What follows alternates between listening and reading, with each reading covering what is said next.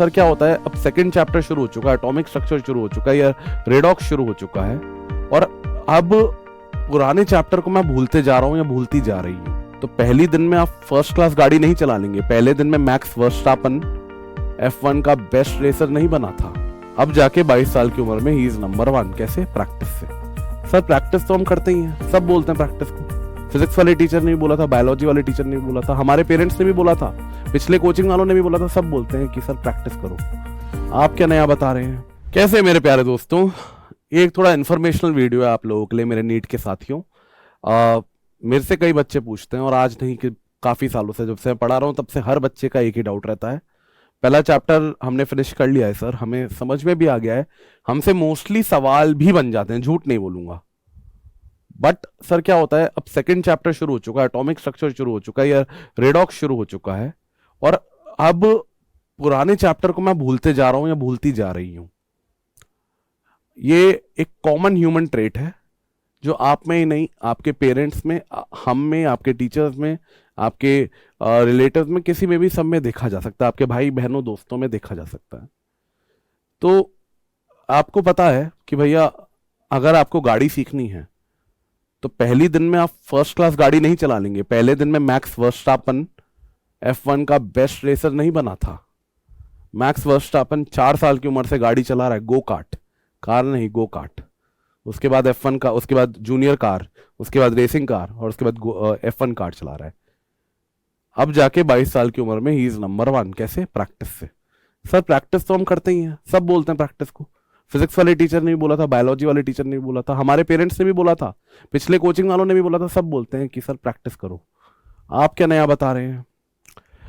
एक चीज बताता हूँ, एक तरीका बताता हूँ जिससे आपको पुरानी बातें याद रहेंगी, जिससे आप ये याद रख पाएंगे, या जिस तरीके से आप ये याद रख पाएंगे कि अब जब पढ़ेंगे दोबारा, जब रिवाइज करेंगे तो रिवाइज कैसे करेंगे।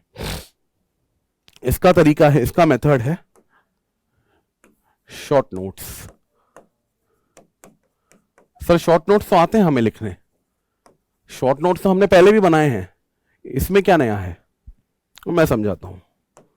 मान लीजिए आपने शुरू किया है short notes of mole concept. Short notes किसके? मोल कॉन्सेप्ट के। सबसे पहले जब आप शॉर्ट नोट्स किसी चैप्टर के बनाएंगे, आप ये रियलाइज करेंगे कि उस चैप्टर में क्या क्या है, उस चैप्टर के कंटेंट्स क्या है। जैसे ही आप ये रियलाइज कर लेंगे उस चैप्टर के कंटेंट्स क्या है, कैसे करेंगे? बार बार पढ़ के, एक बार पढ़ लिया, दूसरी बार पढ़ लिया, आप रियलाइज हो जाना चाहिए उस चैप्टर के कंटेंट्स क्या है। उस चैप्टर के कंटेंट्स जैसे ही आपको आ जाएंगे, उसके बाद आपको पता लगने लगेगा कि जो सवाल हैं वो कौन कौन से तरीके के आ सकते हैं, और क्या वो टॉपिक 1 और टॉपिक 5 के क्वेश्चन मिलते जुलते हैं, और मिलते जुलते हैं तो किसमें कौन सा फॉर्मूला लगेगा। एग्जाम्पल, शॉर्ट मोल में घुसते ही आपको सबसे पहले क्या मिलता है? मोल में घुसते ही आपको सबसे पहला टॉपिक क्या मिलता है? बेसिक्स ऑफ केमिस्ट्री, जिसमें आ जाता है क्या क्या? सम बेसिक कॉन्सेप्ट्स या basic concepts, atoms, particles, etcetera, mixture, etcetera. इसके बाद सेकंड टॉपिक। सेकंड टॉपिक में क्या है? सेकंड टॉपिक में सर आपके टाइप्स ऑफ मासेस हैं। क्या है? Types of masses. तो आपको रिकॉल करना होगा कि टाइप्स ऑफ मासेस तो ठीक है, ये मास कितने तरह के होते हैं, तो हमने कुछ तरीके के मासेस लिख रखे हैं, जैसे absolute atomic mass, relative atomic mass, gram atomic mass, average atomic mass, etcetera. ये आपका सेकंड टॉपिक हो गया, और मैंने तो एक लाइन में लिख दिया है। आपको एटलीस्ट ट्राई करना है कि आम राम गाम को 2 लाइन 3 लाइन 4 लाइन में समझाओ, जिससे हमें पता लग जाए कि पहली बार में देख के हमें रिवाइज हो जाए कि आम क्या होता है। अगर आम देखना है तो लिखना होना चाहिए actual mass of an atom, असल का मास इन ग्राम। अगर राम देखो तो पता होना चाहिए relative mass of atom in AMU या यूनिटलेस। गाम, mass of 1 mole of atom, average atomic mass, mass of average of all isotopes of an atom, of an element. तो ये देख के आपको एक एक लाइन में पता लग जाना चाहिए क्या होना चाहिए। कहां से लिखेंगे? नोट्स हैं आपके पास, नोट्स में से जब पढ़ेंगे तो समझेंगे, और जब समझेंगे तो आपके पास एक एक चीज के बारे में छोटी छोटी बातें आने लग जाएंगी समझ में। अगली बात, तीसरी, मोल कॉन्सेप्ट। मोल कॉन्सेप्ट क्या है सर? रिलेशनशिप या relation of mole with mass volume and number of particles. ये क्या हो गया? ये हो गया आपका तीसरा कॉन्सेप्ट, तीसरा टॉपिक। चौथा टॉपिक में बहुत सारी चीजें हैं। पहले डेंसिटी आती है, फिर वेपर डेंसिटी आती है, फिर मास ऑफ मिक्सचर आता है या एवरेज मास ऑफ मिक्सचर। हो गया, एक एक का फॉर्मूला लिखा, एक एक के बारे में एक एक लाइन लिखी, खत्म। Next move on to fifth topic. पांचवा टॉपिक क्या है? पांचवा टॉपिक क्या है? आपका मोल हो गया, आपका डेंसिटी हो गया। अब हम पढ़ेंगे आपके stoichiometry, sorry empirical molecular formula, empirical formula, molecular formula. और साथ में क्या पढ़ेंगे? और साथ में पढ़ेंगे percentage composition, percentage composition, empirical formula, molecular formula, एक एक लाइन, परसेंटेज कंपोजिशन एक लाइन, खत्म। नेक्स्ट छठा टॉपिक क्या होगा? छठा टॉपिक स्टोइकियोमेट्री। स्टोइकियोमेट्री, स्टोइकियोमेट्री क्या होती है? लिमिटिंग रीजन क्या होता है? एक्सेस रीजन क्या होता है? स्टोइकियोमेट्री कोएफिशिएंट क्या होते हैं?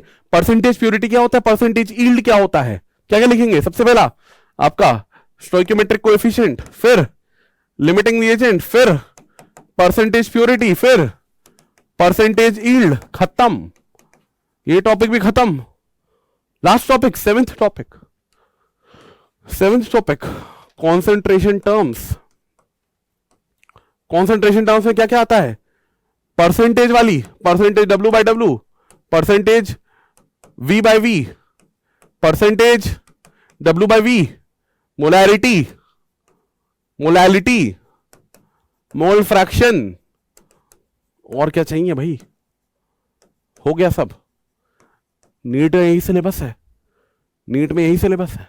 आठवां टॉपिक भी लिखना चाहो तो लिख लो, laws of conservation, laws of conservation, sorry laws of chemical combination, जिसमें आपके लॉज आते हैं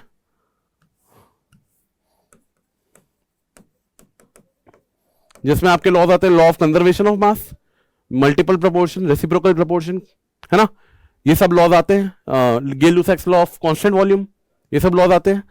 लॉ आ गए 8 टॉपिक में, मैक्स टू मैक्स 4 पन्नों में। कितने पन्नों में? 4 पन्नों में पूरा टॉपिक आपके सामने। कितनी बार लिखेंगे सर ऐसे?